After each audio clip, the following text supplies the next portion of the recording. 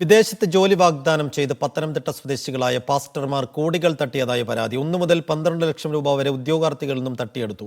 കേസെടുത്തെങ്കിലും പ്രതികളെ അറസ്റ്റ് ചെയ്യാതെ പോലീസ് ഒത്തുകളിക്കുന്നതായും പരാതിക്കാർ ആരോപിക്കുന്നു. പാസ്റ്റർമാരായ മനോജം ജോയ്, വില്യം ജോർജ് മല്ലിശ്ശേരി, അലക്സ് എന്നിവർക്കെതിരെയാണ് തട്ടിപ്പ് പരാതി.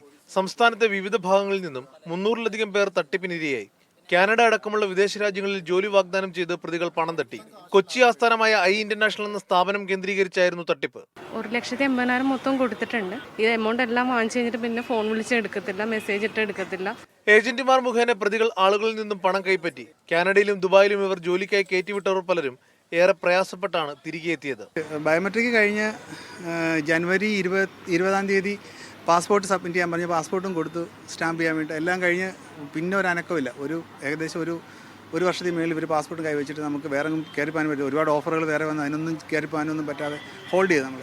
ഇതുവരെ 37 പരാതികളിൽ 89 ലക്ഷം രൂപയുടെ തട്ടിപ്പ് തിട്ടപ്പെടുത്തി. ഓരോ ദിവസവും കൂടുതൽ പരാതിക്കാർ രംഗത്ത് വന്നിട്ടും നടപടിയെടുക്കാൻ പോലീസ് തയ്യാറാകാത്തത് ദുരൂഹമെന്നും പരാതിക്കാർ ആരോപിക്കുന്നു. മീഡിയ 1 കോട്ടയം.